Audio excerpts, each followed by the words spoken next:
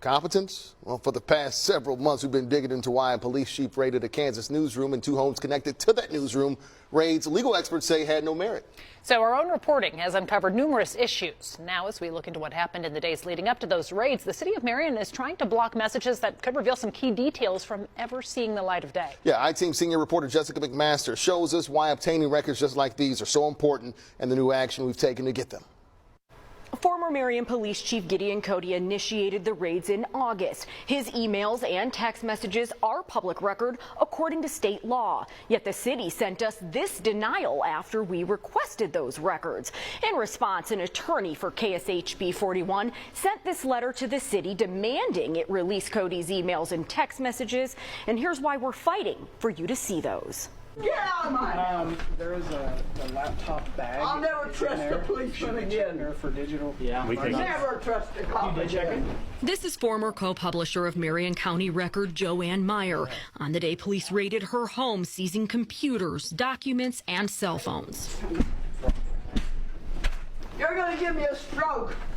Ma'am, What did you can't take that. Yes, ma'am. Listen.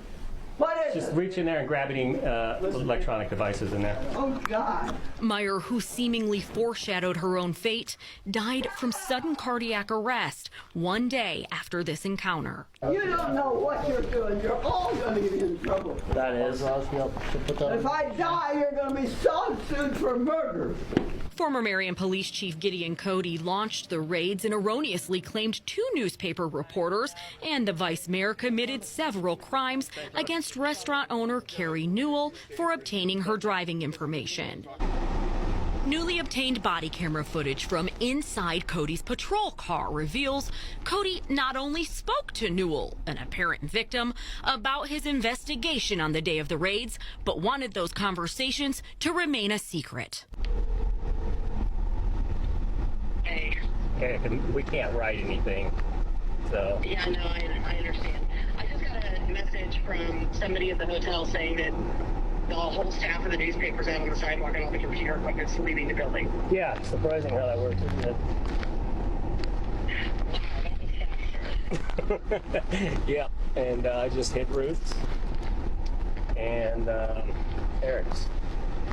So now I'm heading to Eric's house. While body camera footage from inside Meyer's home, the newspaper's offices, and the vice mayor's home gives a detailed account of what happened on the day of the raids, it's not known what discussions took place leading up to this day.